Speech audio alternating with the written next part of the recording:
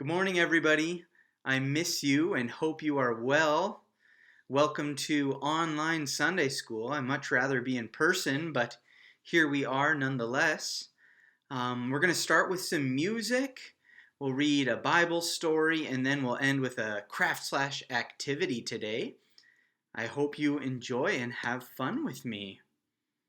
So here, let's sing Be Bold, Be Strong. All right? Be bold, be strong, for the Lord your God is with you. Be bold, be strong, for the Lord your God is with you. Be not afraid, na na na na na na. Be not dismayed, na na na na na na. Walk in faith and victory. Come on, walk in faith and victory, for the Lord your God is with you. Okay, we're going to do it again. You'll repeat after me. Be bold, be strong, for the Lord your God is with you. Be bold, be strong, for the Lord your God is with you. Be not afraid, na na na na na na. Be not dismayed, na na na na na. Walk in faith and victory. Come on, walk in faith and victory, for the Lord your God is with you. Thanks, everybody. Today I'm going to read part of the Easter story from A Bible for Children. The priests brought Jesus before Pilate, the Roman governor. Pilate said, "I have found no fault in this man." But the mob kept crying, "Crucify him! Crucify him!" Finally, Pilate gave in and sentenced Jesus to die on a cross. The soldiers punched Jesus, spit in his face, and whipped him. They made a cruel crown of long, sharp thorns and pressed it onto his head. Then they nailed him to a wooden cross to die. Jesus always knew he would die that way. He also knew that his death would bring forgiveness for sinners who put their trust in him. Two criminals were crucified beside Jesus. One believed in Jesus and went on to paradise.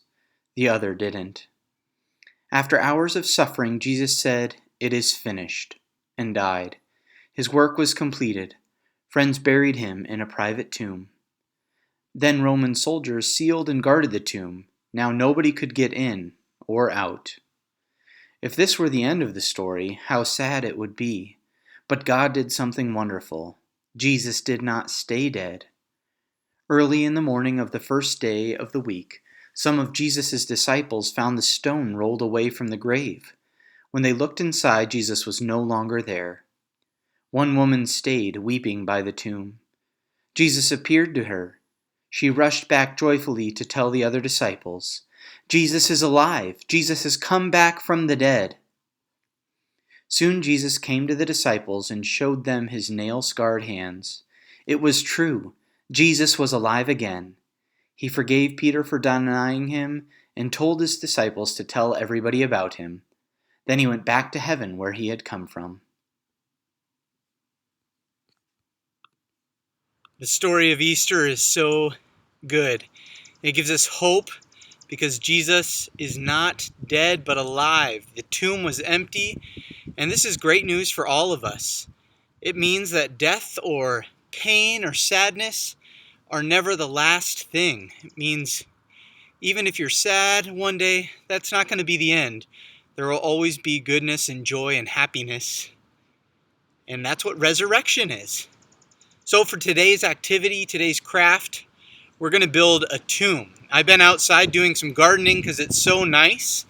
I'm going to build a really easy tomb out of rocks to remind me of the good news that Jesus is alive. But you can build a more complicated if you want. So here's my tomb. I'm building it right here in my garden so I remember every time I'm gardening that Jesus is alive. There we go. Give it a little back there. There we go. And Addie, my daughter, has been having fun building fairy gardens. So maybe later we'll turn this into a little fairy garden too. So get outside today or sometime this week. Build an empty tomb out of rocks or sticks, whatever you can find. Maybe put it in your garden.